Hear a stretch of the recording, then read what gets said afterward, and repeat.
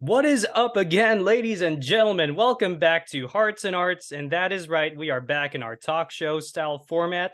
And this time I have another guest with me, another fellow GMP member over at UCR. And she is a very, very good friend of mine. Ladies and gentlemen, please welcome the lovely Lesley. Hello, everyone. Hello. I'm so excited to be here. Thank you, Gerard. Ooh. Thank you for being here. It's such a pleasure to have you on the show. Finally, after so much time off. Lesley, I'm going to hand over the speaker stick to you. Please introduce yourself and your craft as well, and give us the tea. Yes. Hello, my name is Lesley. I'm a second year TFDP major with an emphasis in writing for the performing arts, and I'm currently trying to double major in education. Yeah, I'm just a person that just does what she wants to do. If I see a show, I'm like, let's just do it, and I'm so excited to like always engage and all that. I was just in this quarter's Widow Valencia, which is like another stage production. I met Gerard through Red Oleanders, which is another stage production like last year in spring. I've helped write for like video games and other clubs, and then for novels and others. I just love writing in general. And then this quarter, I also had no, currently Art Shorts is producing one of my short films that I've written, so that's really fun. It's a little slasher. And then I also did a stage reading not like last weekend, like a couple days ago. So I'm very excited to be here. I love Gerard. Gerard's so fun and fresh. Meeting him in GMP was really dope, and like there's so much lore between us, Gerard, about a little thing that I made, and then the whole like you know what I mean, the whole thing that I made for Gerard. It was really sweet, and I think we'll get more into it today, but that's a little spiel about me. I shall clarify on that last point. Lesley here is the founder of the Gerard fan club over at UCR, which I don't know how it's going on there. Oh, also, apologies in advance. I'm currently battling a throat cold right now, so hence the reason my voice is a little raspy. But you know what they say in the theater, the show must go on. So, yeah, thank you, Lesley, for the concern. But hey, the show must go on. And speaking of shows, Lesley is fresh off of her production of the Widow of Valencia, which was just produced over at UCR. Lesley, would you like to run us over your experience in that play and the memories you made there as well? Yeah. Oh my God. Widow Valencia. I talk about it so positively every time I mention it. I think I just fell in love with the show overall. So it's a Spanish classical play, but they translated it. So it's their first time that's translated on the stage.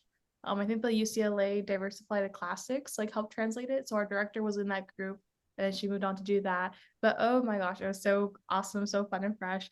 The aesthetics of the play was so pretty. The set, I think I fell in love with the set. I think the set really did it for me, being like, oh my God, like they're putting so much love and passion into this play where it's about like this widow that she's like, I don't want to marry anyone, like screw y'all. But then she sees a guy, she's like, oh, I want to marry that guy though. And it's overall a comedy. And my character, I would say she's more like she wasn't minimal scenes, but she still made an impact as I was the main character's love interest ex.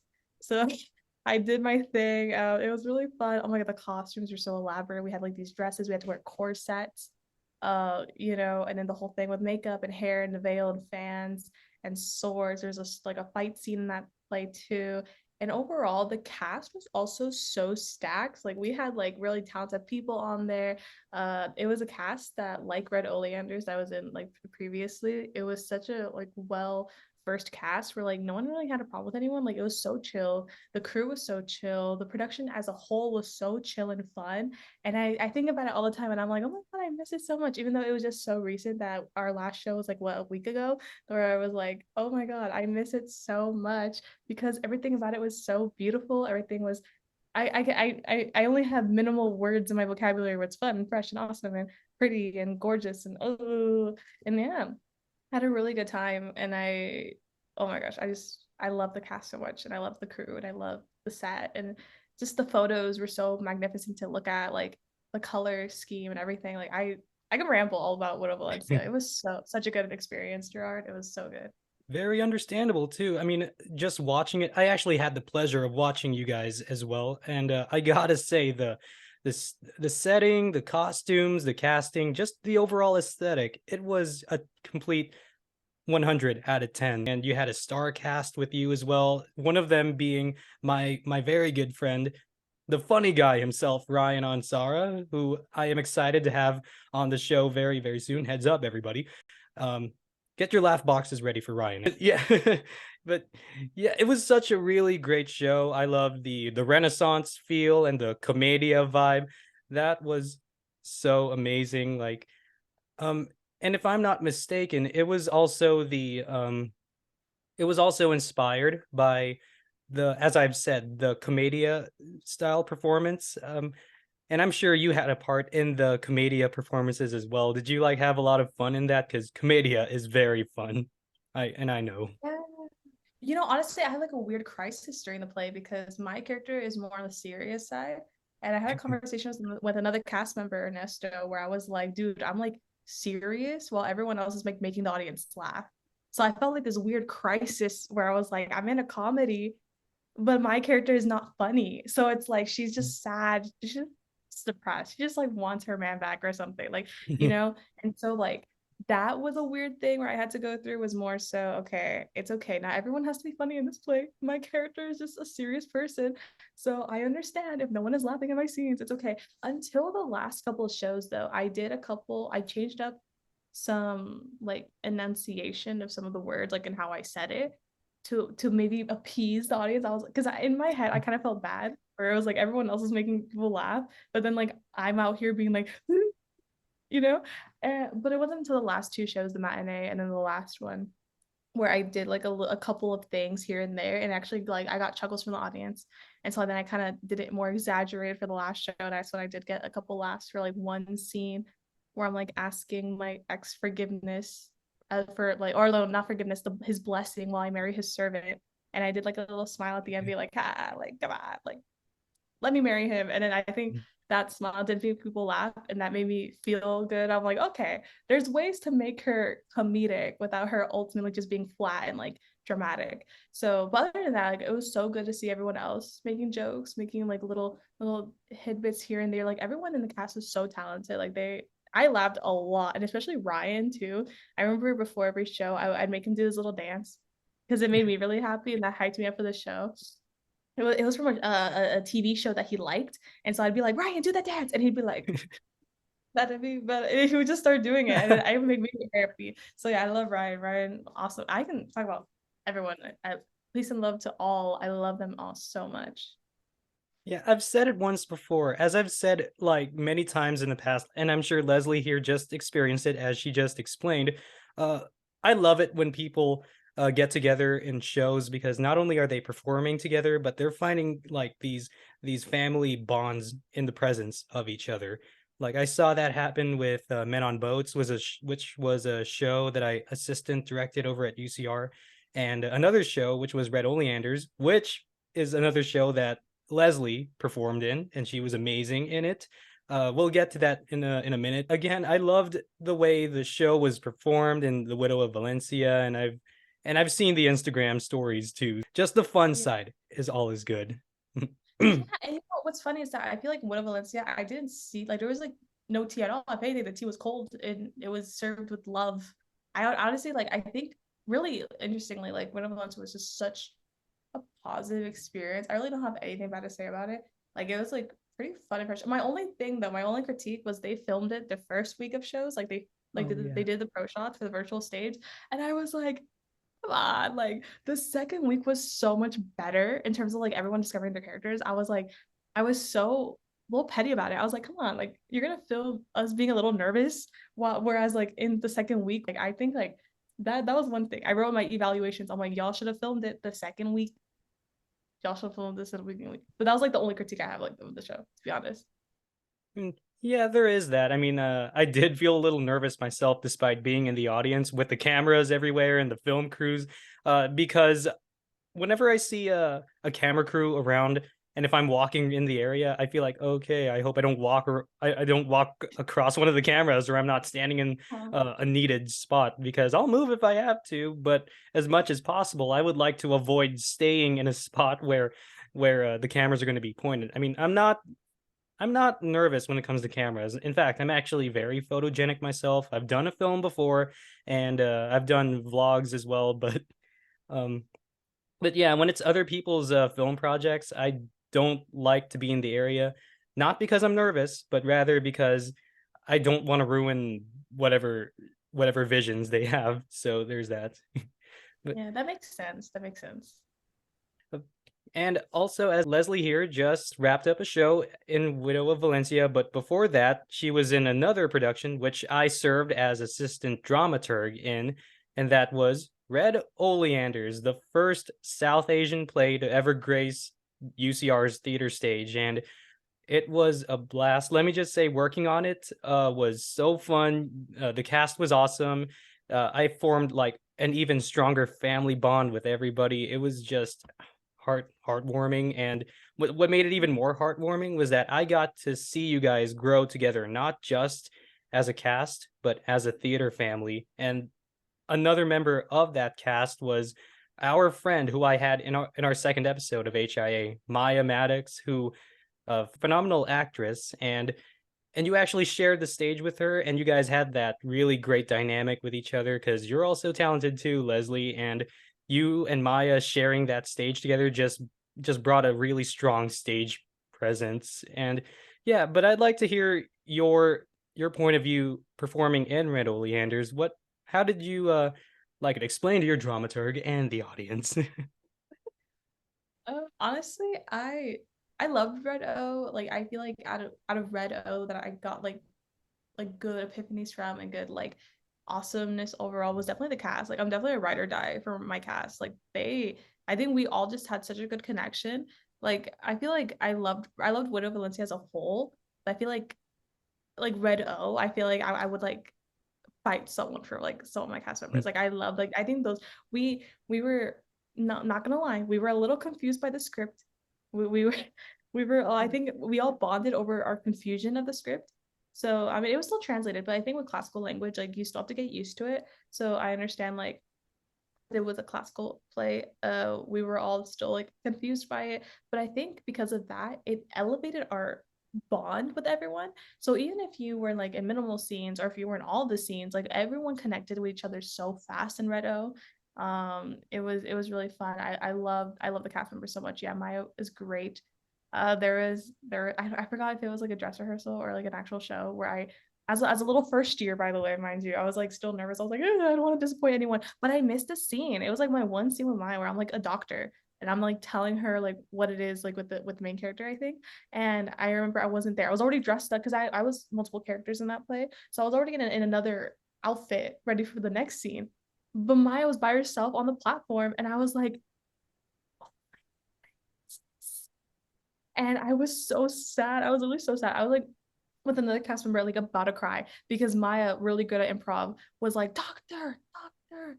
Oh, the doctor's not here. Like she like made up a whole new like set of dialogue for that scene because I wasn't there. And I remember like after that show, like almost crying, like to the point where I was like, I'm so sorry, I'm so sorry, I'm so sorry, I'm so sorry. Like doing that to the director and everything. And I was like, thank you so much, Maya, for doing that because like, oh my God, like why did I oh my God, like I missed the scene. Like that was like so bad. But yeah, no, she was great. She was very supportive. We took a lot of pictures together behind the scenes. Um, yeah, I take a I look up to look I little bit I look up to the upperclassmen a lot because they've all been through like a lot of like they're very versatile in the way like y'all perform. Like especially you, Gerard. Like I'm really glad we got to know each other more because we were both in GMP, but I didn't really talk to you in GMP until Red O. And my whole thing is when I get to know someone and I don't know how to approach them, I just hype them up a lot.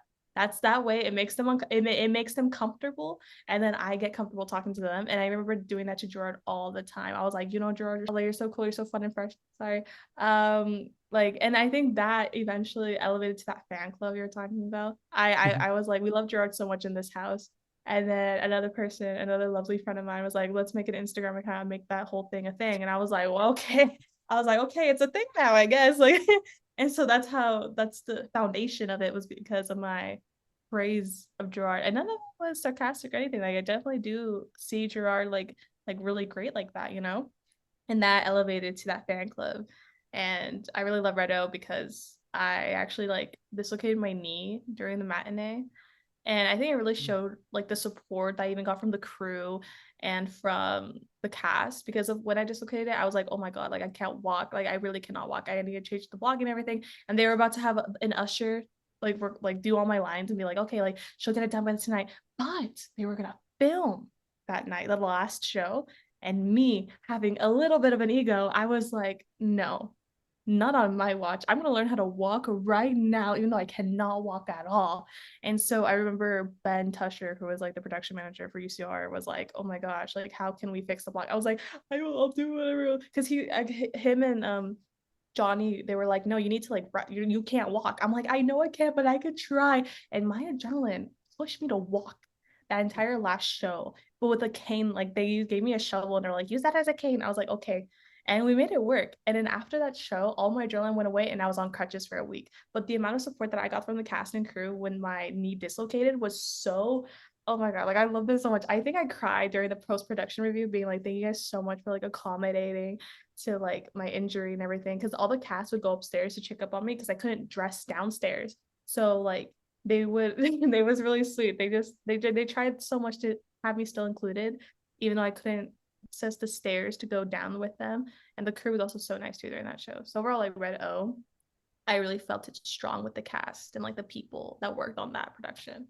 Ultimately, you know, yeah, yeah.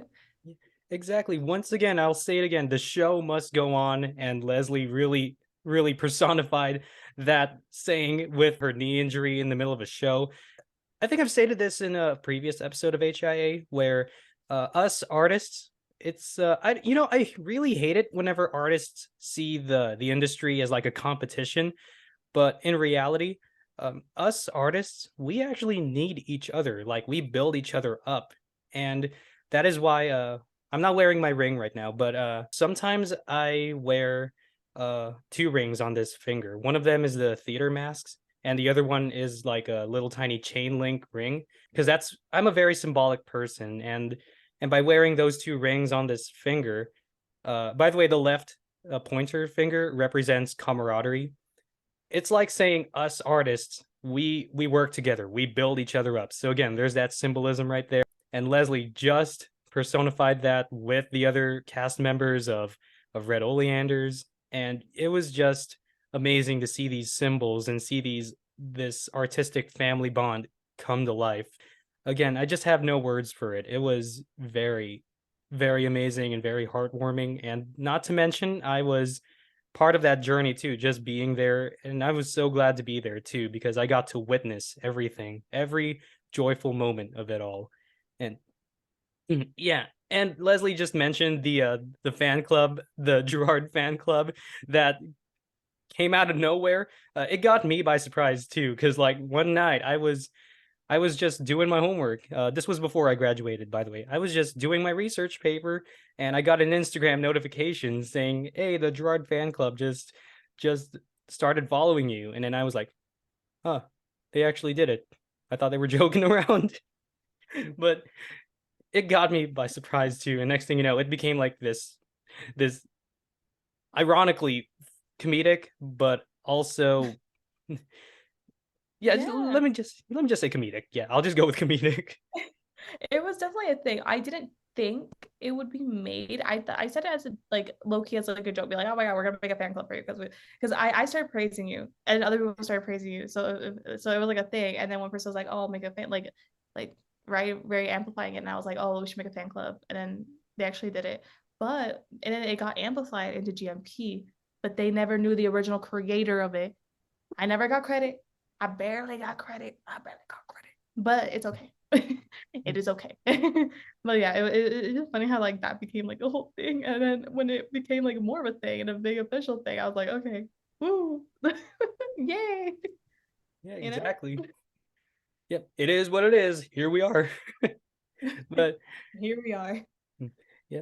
And also on the subject of Red Oleanders, whenever we'd have rehearsal breaks, like breaks in between takes of scenes, I'd always sit next to Lesley and then we'd chat and then we'd like have like these fun times talking about pop culture because Lesley and I are a couple of pop culture enthusiasts. And yeah, one of the pop cultural things that we love outside of theater is superhero comic books. And uh to relate that to the arts, there have been like these subjects of cosplay. I mean, Leslie is a cosplayer herself, occasional as well. She does like these awesome cosplays. I've seen you as Starfire. I've seen you as Scarlet Witch.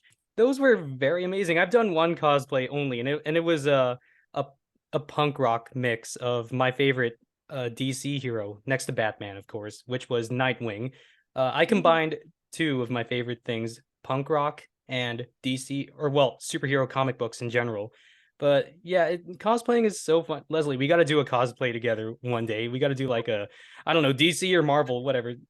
We got to Oh, do. I'm a DC girly through and through. That's a hot take though. I'm a DC girly through and through because people like her. If I'm gonna be real, people like Marvel because of the movies, and I know DC live action movies suck, and I know, I will admit that they do. But it's like it's beyond that too. Like I love the comic books, I love the video games, I love the animated stuff, like TV and film. Like I love DC through and through. I love DC so much, and cosplay is so fun. It just really is. It really it's like theater in a way. It's like you're dressing up as your Yeah. character. I've yet to role play in my cosplay because I'll be honest with you. For me, I cringe at everything so easily. So if someone approaches me in cosplay and they don't role play exactly how they are in their character, I'm gonna cringe. I'll be like, "You're not a good actor." Ew. So I've yet to do that yet. But like when you see other people in the cosplay, then it's like, okay, let's pose like our character, and it's so fun. In a way, it's like theater in a way too. And then I remember when I was at Comic Con, there's like little kids and like, ah, and I was like, gosh, yes. So I'm gonna act it out for them, right? It's really sweet. So seeing like little kids like that or walking around and there's other enthusiasts that love the lore, love the story, and they also dress up as that character, it empowers them too. And it's just so fun. It's just like dress up. And I think like as actors, we dress up all the time. So it's like if I can do that at cons, like it's so fun. And it's really I love cosplay. I want to do more eventually, like down the line. But yeah, what you've seen, there's gonna be more of it. There's gonna be more of it, you know? Yeah, exactly. I mean, there's a lot of cosplayers out there who have theater backgrounds. Like what you Mhm. said, they're not just dressing up as a character; they're personifying the character to the best of their abilities, and it really helps with their theater background as well. Again, Leslie, we got to do a cosplay together because we got to bring that pop cultural enthusiast within us out there. It's definitely something big, especially with our theater backgrounds. It'll help a lot. Yes, But and it's possible to do because of our background. yep. Also, I just skipped over this. I'm just realizing I skipped over the subject, and that was your spark moment. We that is a very important part of every artist. So forgive me, Yeah. Leslie. I'm sorry, and forgive me everybody else who is watching and listening to this. But yeah, Leslie, as I've said in previous episodes, every artist, whatever their art may be, whether if it's theater slash acting or filmmaking or just even creative writing, they all have a spark. It all starts with a spark. So, Leslie, would you like to run with us where you found your spark, how you got started in the arts as well? Yeah. So I guess like everyone starts when you're like a baby, a little baby, especially like kindergarten. We did like the Three Little Bears and stuff, but a lot of us were just narrators, and I was a narrator. And I think a part of it was just more like I would see who they casted and all that. And there's people that didn't really want to do it. And as a 5-year-old in my head, I was like, I can do that better. I can do that. I can do that, and I can really amplify the scene. And as a 5-year-old, I was like, that was like a chaotic thought of mine. I was like, you know what? I'm reading this one line. I need to go somewhere with this beyond the one line. So yeah, I was very like engaged in my community in terms of doing like the community dance teams and all that. And my mom like really wanted me to be a part of that. And I even did like church plays and stuff, getting to be the role of like the Virgin Mary at one point as like a kid. And I was like, you know what, I want to take it further. Let's see what else we could do.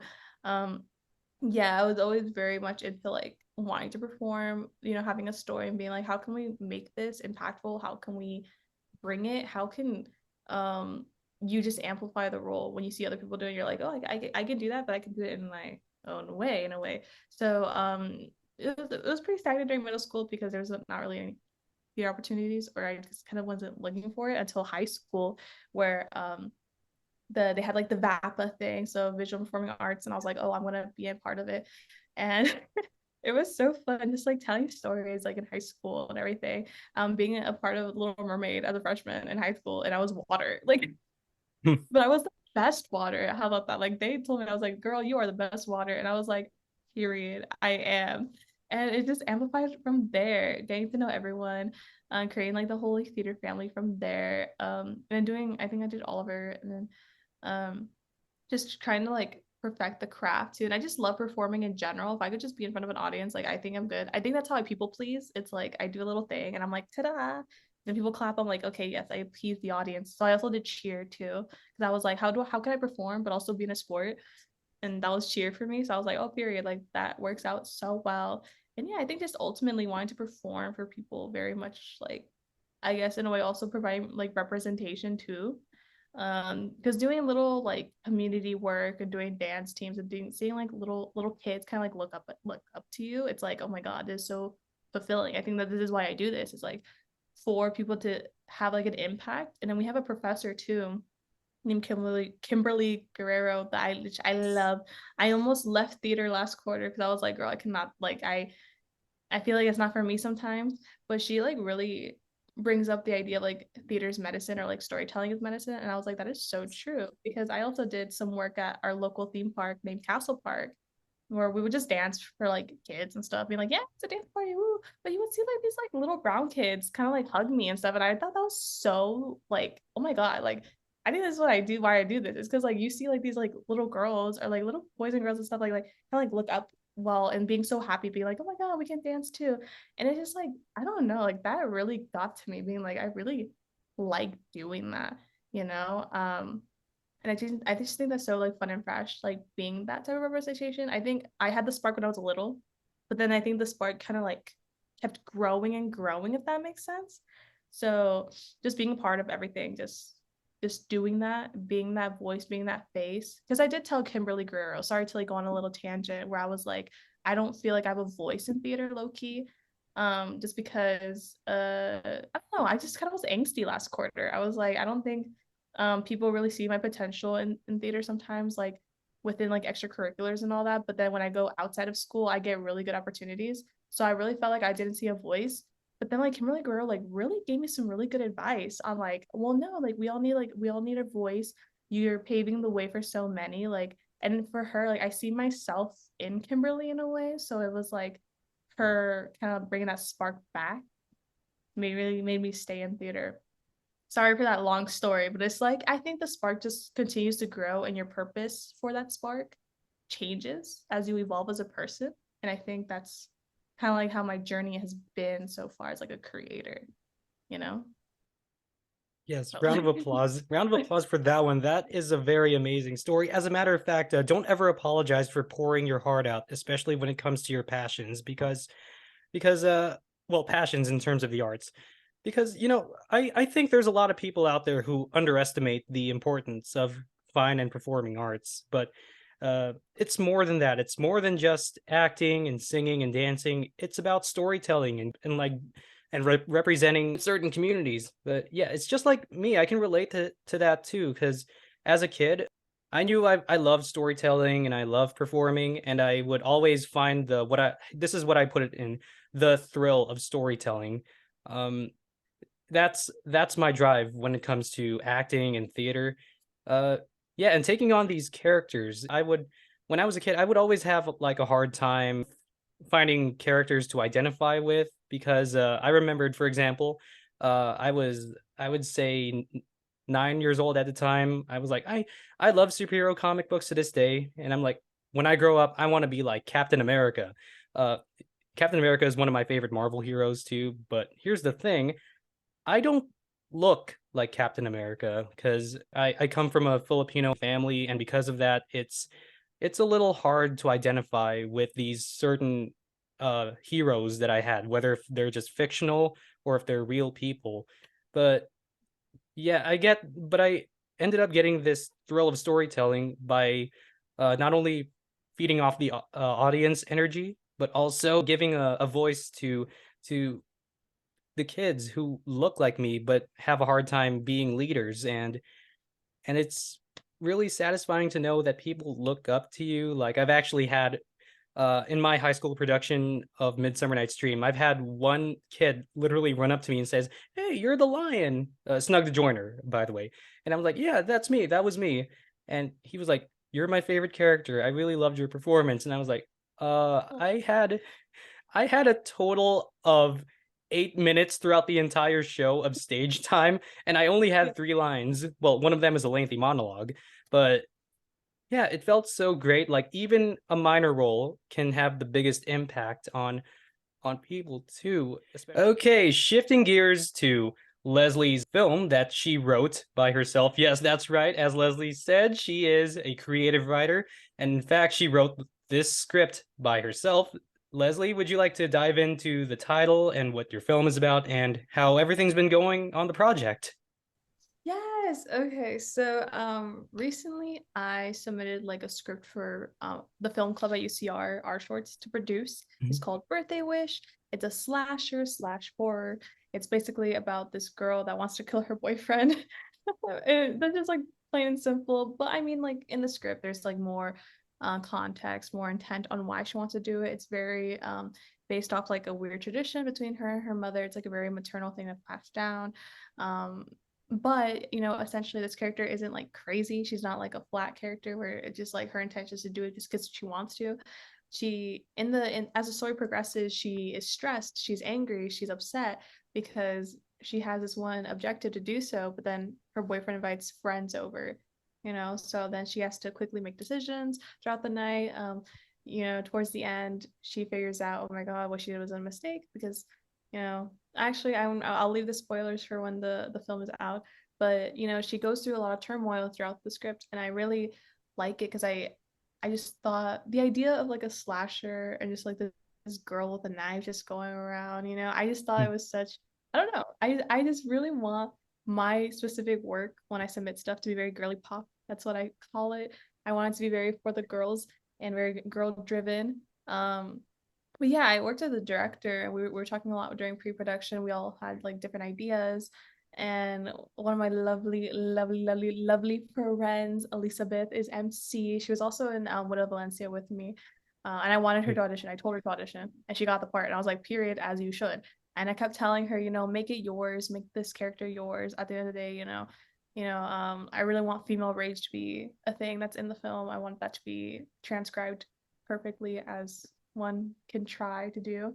And oh, I apologize. And essentially, yeah, just like I have a lot of faith in this film. Everyone that's in the film is very passionate about the project. I got to meet the cast. I went to one rehearsal, and there was things where I was like, "Oh, okay, okay, I see the vision where they're going with things." And ultimately, yeah, they were filming over the weekend recently, and I got to see some BTS photos, and I'm just so excited for it to be finished. Yeah, my track is writing, so it's like I really want to dive more into that. I've been writing more like playwrights and what's it called, like a regular script for plays and then screenplays too. Um, just trying to make all that a thing. I'm just really excited. I'm really excited that they picked my script to do, and it's a thing. There's fight scenes. There's Ooh. moments where you see her, like her eyes. I just wanted. There's so many things in this film, and I'm just very excited for it to be out when it comes out. A slasher film and an action film rolled into one. Look at the creativity in there. That is amazing. Like when you wrote the script, did you like have a certain vision for these characters, or did you have the characters like be open to any interpretations based on whoever you cast? Because a couple years ago, I wrote a short play called Love's Diner, which starred our friends Ty, Maya, and it was assistant directed by another member of our shorts, Aldrich. He we put that play together, and when I wrote the play and when I wrote the script, I did not have a certain vision for the characters because I knew one day when I bring this to life, um, I want my actors to have a certain view or a vision of these characters so that way they can be playful with their ideas and then bring it to life. And it turned out so well. Did you have that same thought or that same feeling to your script and your characters and the story as well? Yeah, my process is really weird because sometimes I'll just get like weird like visions or a dream or something where it's like a little image in my head, and I'm like, wait, that aesthetic is so cool. I'm gonna build on that. So that's how I world build, is based off things that like I think about or like music I listen to, like, oh, this aesthetic is so cool. Like I want to write a story based off aesthetics. And usually when I create characters, it's more so I see a scene in mind. How do I start that leads up to that scene, and how do I end it afterwards? You know. So I'm a big gamer, and I love The Sims. So I Yes. make my characters on The Sims. I really do, just to see what like their vibe is, like what's going on, as well as like Pinterest. Like I use Pinterest a lot to like the aesthetic of the characters. Like in terms of casting, I really don't really have like a thing in mind, like face wise. I mean, I do make them on The Sims, but that's just more aesthetic wise. Like that's what I want them to kind of like have. I try to push a lot for POC like characters in my stories, just for representation and all that. However, whoever gets casted, right? So it's like I did tell them like, oh, like I prefer like the MC to be Latina and all that and everything. And then when I reached out to my friend, she was like, "Oh, but I don't look like it." I'm like, "Girl, you're still Latina. Like you still are. Like just because you don't look like it doesn't mean that your heritage isn't still there." So I wanted people that kind of like relate to the characters in a way, and that's how. Well, to be fair, I wasn't in charge of casting, but I did kind of tell them like, "Oh, I want this person to have this vibe, this aesthetic." If the person doesn't have the aesthetic when they come in, can they act like that aesthetic? Because I mean, at the same time, they're still actors. So it's like, can they act like you know what I mean? So Yeah. I guess, but I do give the actors like creativity to do it.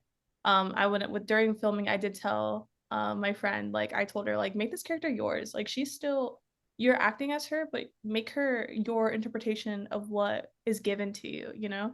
Like you have the blueprint, now make it your own, you know? So it's like it's not obvious, it's not restrictive, but I do like to give the actors context of the character. So it's like I know everything about the characters. I think of my characters and my world as like my children. So it's more so here's what I think it is.